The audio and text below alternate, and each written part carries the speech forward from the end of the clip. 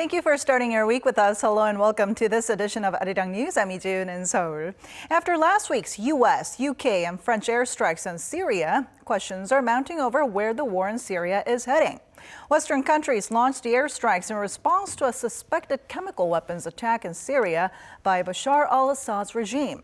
What's more is that the U.S. soon plans to slam Russia with more sanctions for supporting Assad's regime and for blocking international efforts to investigate the suspected chemical weapons use in the country. And before I sit down with an expert to talk more about this, let's first head over to Devin Whiting at the News Center for the latest headlines at this hour. Hello, Devin. Hi, June. Korea is marking one of its most solemn anniversaries on this Monday. 4 years ago today, on April 16th, 2014, a passenger ferry called the Sewol-ho capsized in waters off Korea's southwestern coast, killing more than 300 people, most of whom were teenagers on a school trip. Our Kim Yo-sun has more on how that day is being remembered. 4 years have passed since Korea witnessed its worst maritime disaster, which claimed the lives of 304 people, mostly high school students on a field trip to Jeju Island. In memory of the Sewol-ho ferry victims, memorial ceremonies were held nationwide on Sunday. At the nation's southwestern port city of Mokpo, the ill-fated ferry lies above water and was open to the public for the first time. Marking the 4th year since the Sewol-ho disaster, we are sharing the pain with the families of the victims through this memorial ceremony. We hope this tragedy can become a stepping stone for a safer society. People gathered to remember the victims and the tragedy. I feel so sad looking at the ferry up close. I hope we can make a safer nation for our children. People also visited the official government memorial altar at Ansan, Gyeonggi-do province, where the government will hold a special ceremony on Monday. Some 5,000 people, including Prime Minister Lee Na-kyun and the victims' families, are expected to attend. A separate memorial service will also be held in the western port city of Incheon, where the memorial altar for non-student victims has been prepared. Kim Yo-sun, Arirang News. And now we'll go to Ansan, just south of Seoul, where the government is holding an official memorial ceremony. Thousands of people have come out to remember the victims of the Sewol-ho tragedy. Our Park Hee-jun is at the site for us. Hee-jun, what's the latest there? Devin, I'm out here at the Arirang Amusement Park in Ansan, Gyeonggi-do province, where the ceremony began just an hour ago at 3 p.m. The city is home to Danon High School, which lost more than 260 of its students and teachers to the tragic Sewol-ho ferry incident. More than 5,000 people have visited to pay their tributes, including Prime Minister Lee Na-kyun, political party leaders, and of course, the families of the victims. The 2-hour program has included various commemorative performances along with religious services, and there will also be a floral tribute, and that will be the last part of the ceremony. It's definitely a sad and mournful atmosphere here. There's been a lot of tears and a lot of heartbreak as the visitors recall the tragedy. I had the chance to hear from some of the people who attended the service for the victims who died 4 years ago. As a parent myself, I feel terrible every time I come here. I came today because it's the only time I can be with the victims. My eldest child is the same age as the victims. That day, I saw my son come back from school and could not imagine what the victims' parents must have been going through. I think this is the only way we can be with the victims, so I came. And Hee-jun, I understand that today, with the ceremony, this will be the last chance for people to visit the memorial in Ansan. That's right. After the ceremony, the memorial facility will be pulled down and be turned into a memorial park for the victims and their families. All the archives, all the records and photos will be moved to the National Archive of Korea, which the families have also said that they wanted.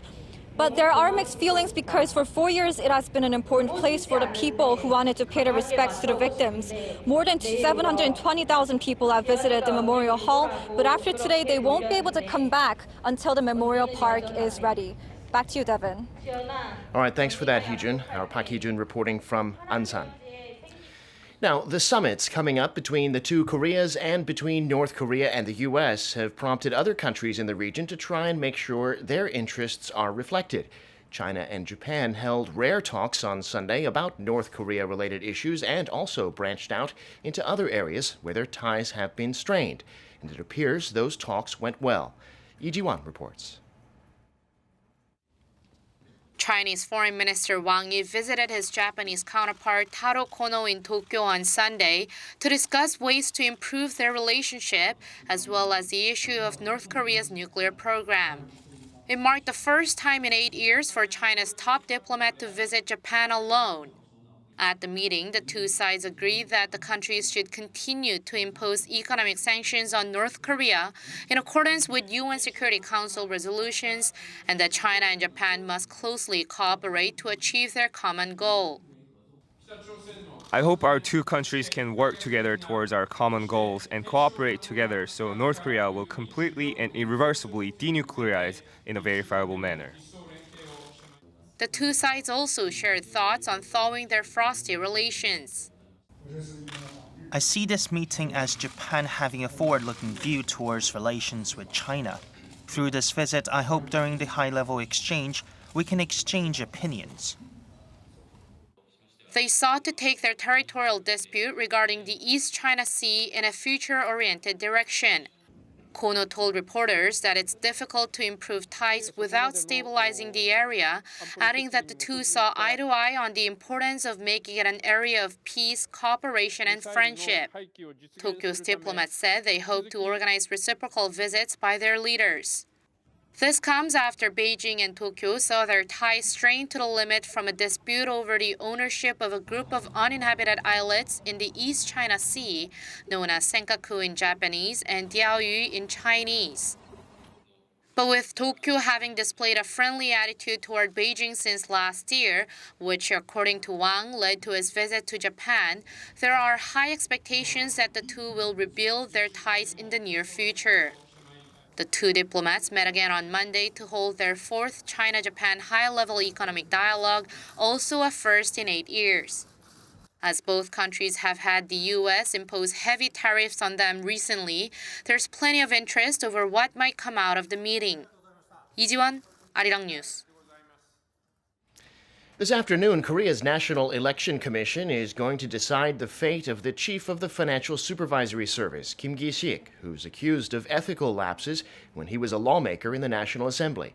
At the request of the presidential office, the commission is holding a general meeting to discuss the allegations against him, of which there are 4. Those include illegally giving nearly $46,000 to the Korea Institute for the Future in 2016, taking overseas trips sponsored by financial institutions, and promoting a female intern who accompanied him on some of his trips. The presidential office has said it will refer to the commission's decision to see whether Kim's ethical standards as a lawmaker had been below average. Last week, President Moon said Kim Ki-sik would be fired if he's found to have violated the law. It looks like the local subsidiary of General Motors, GM Korea, is heading for bankruptcy. The company and its labor union face a deadline of this Friday to reach an agreement, and if that doesn't happen, with its cash flow problems, sources say it'll likely file for court receivership around that date. That would put hundreds of thousands of local jobs in jeopardy. Lee Seung-jae reports. The automaker's cash crunch has seen Barry Engels, president of GM International, make 6 visits to Korea this year alone, which included 7 negotiation sessions between GM Korea management and the car maker's labor union. More than a dozen meetings were also held with officials from Korea's political and financial circles in an increasingly desperate bid to resolve the crisis. However, the outcome so far has been the same.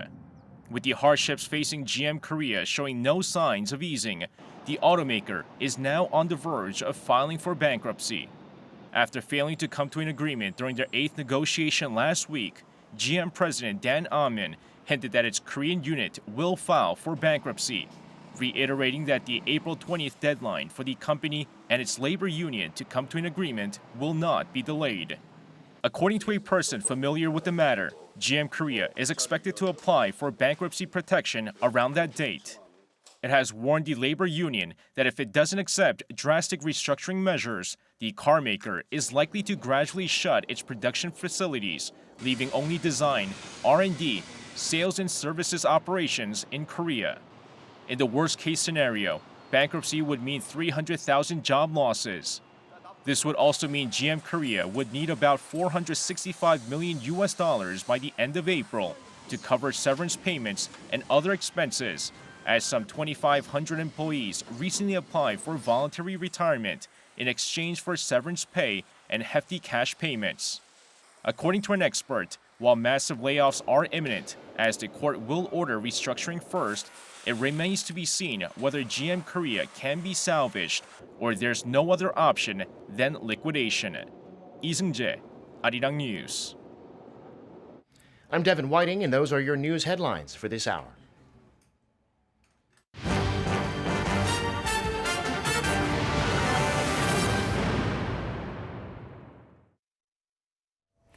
The U.S. ambassador to the UN, Nikki Haley, says Washington will announce new sanctions against Russian companies with links to the Syrian president Bashar al-Assad.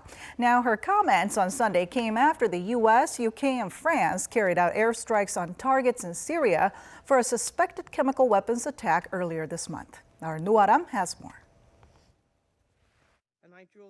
Tensions between Russia and the West have reached a point that is very reminiscent of the Cold War.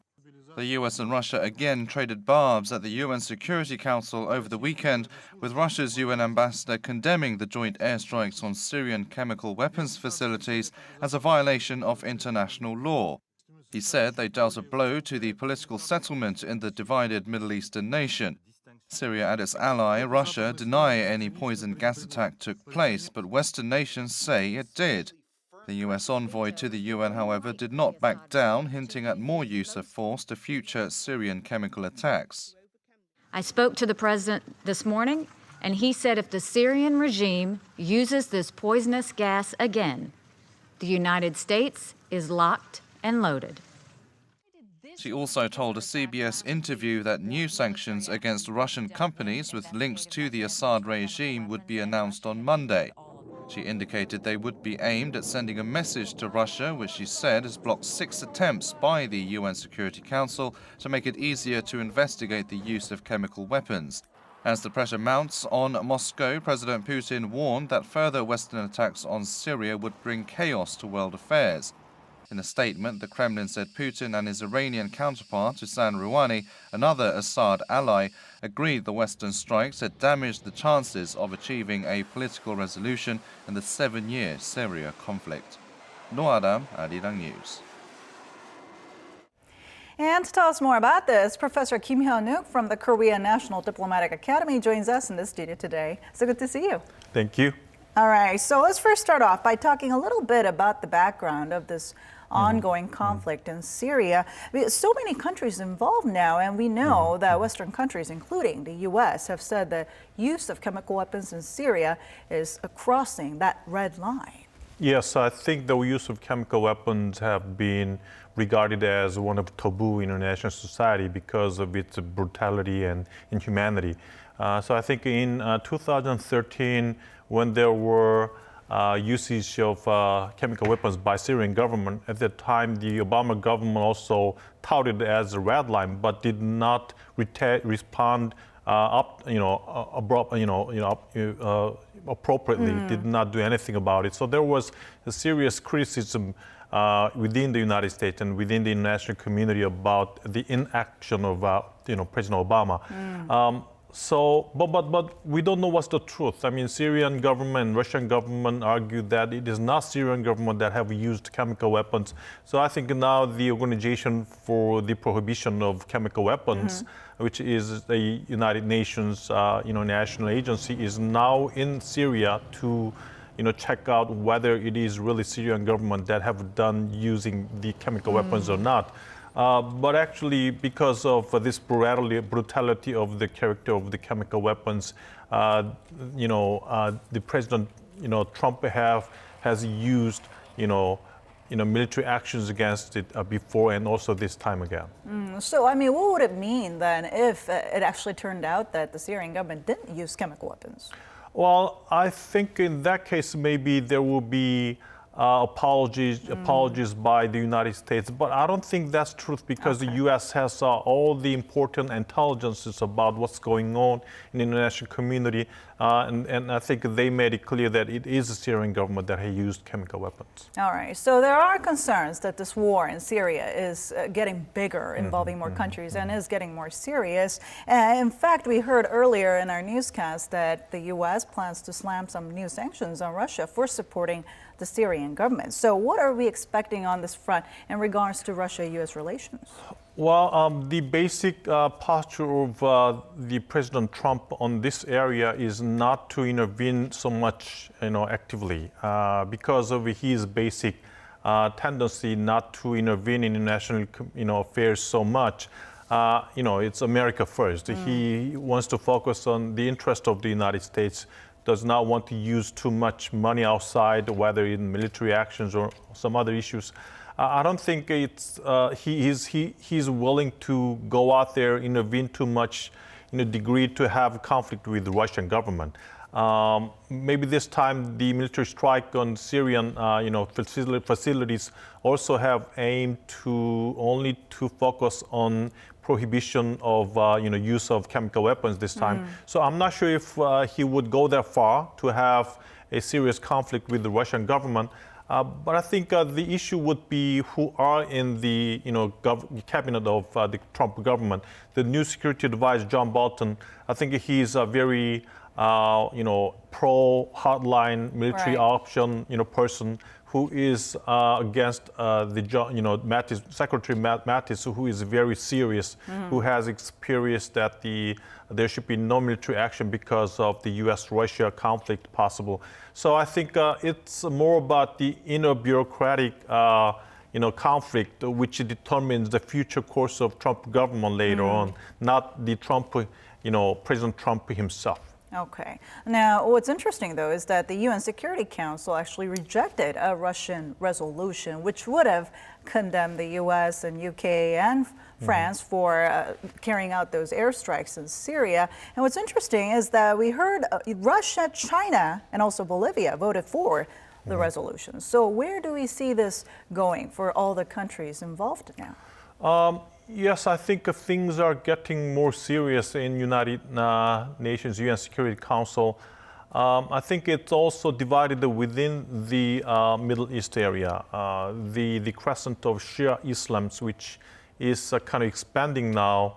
The Hezbollah in Lebanon and also Syrian government and Iraq, Iran, and also leading down to Oman and Yemen. It's very large countries forming a crescent of Shia Islams.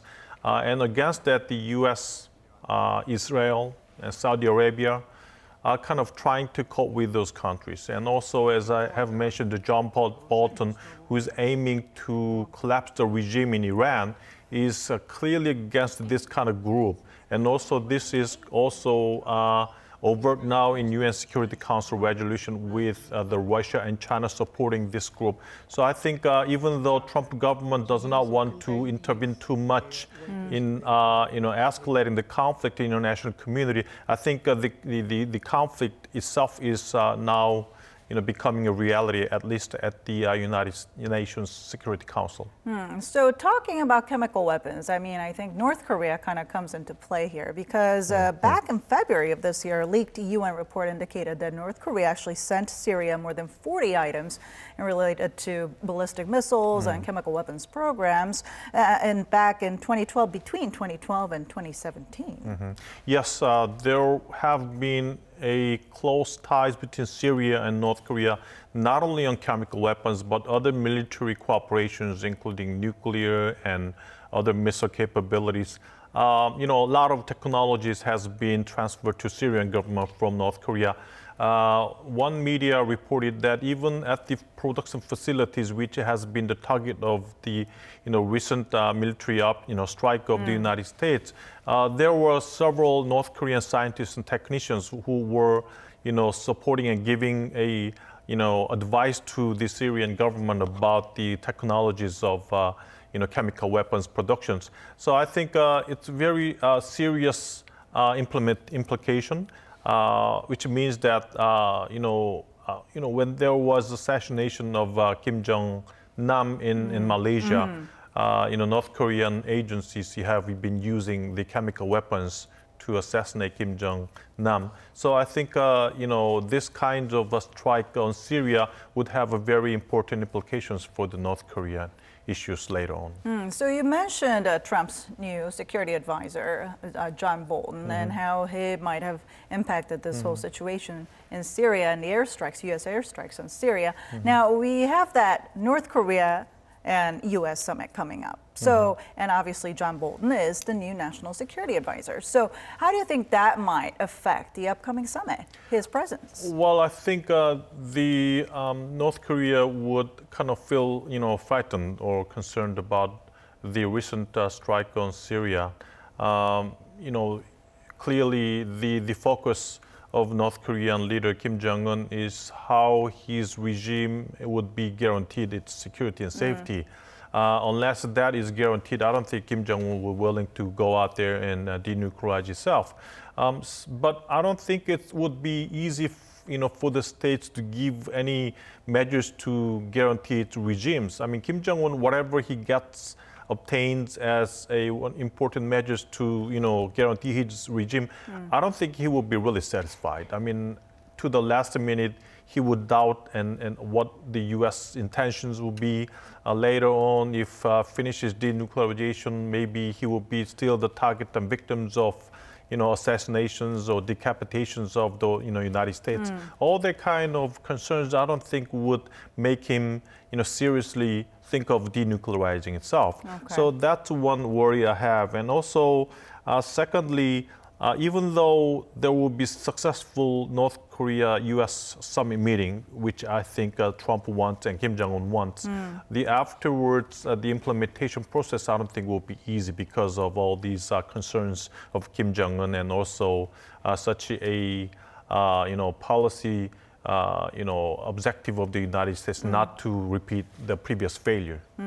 And although probably North Korea is separating this Syrian attack issue with itself, its regime itself, but still, I mean, what are the chances that North Korean leader Kim Jong-un could possibly change his mind or his perspective on denuclearizing the Korean Peninsula before this summit with President Trump happens? You mean change his mind not to denuclearize itself? Just on denuclearization itself, I guess, because what the U.S. is demanding from North Korea right now is complete denuclearization, Yes. right? But then North Korea is kind of talking about phased, step-by-step denuclearization, and in fact, it might ask for something in return, which it hasn't done officially now. So I'm saying, would he possibly change his mind on that front? Well, I think, the U.S. is making clear on and on that there will be no incentives given to North Korea or any sanctions softened before North Korea, does something to denuclearize itself substantially, which is,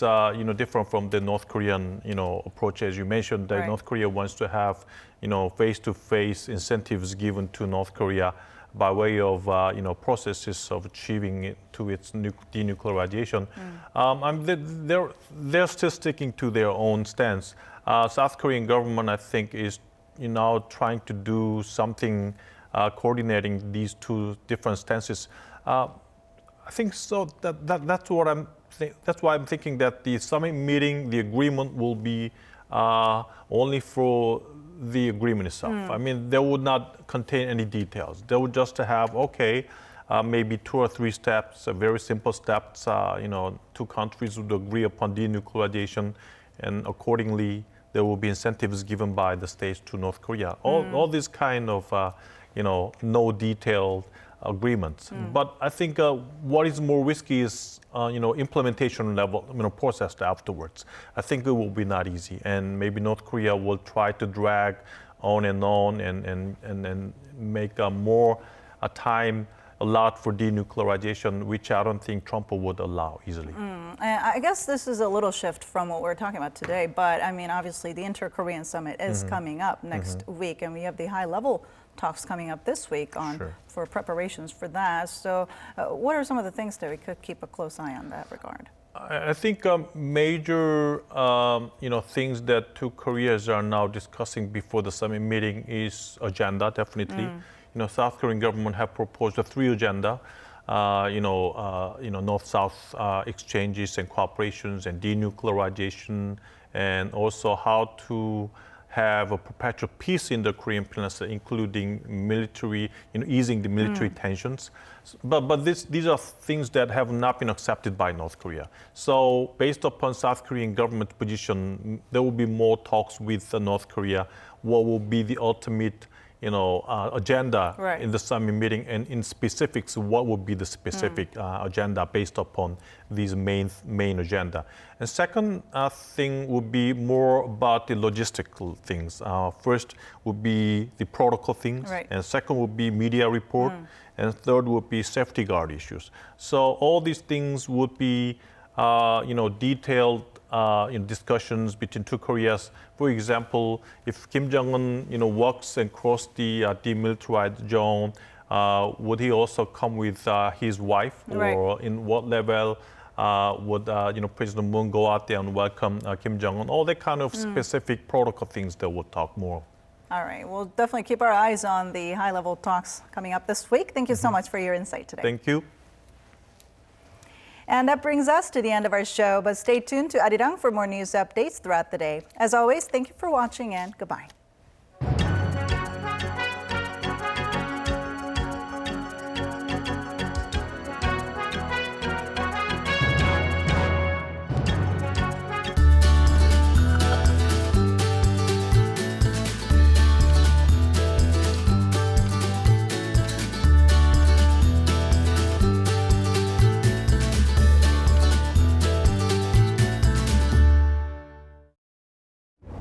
A call for peace on the peninsula from Germany, a nation that has unified first. 우리 정부는 아시아에서 이어지는 이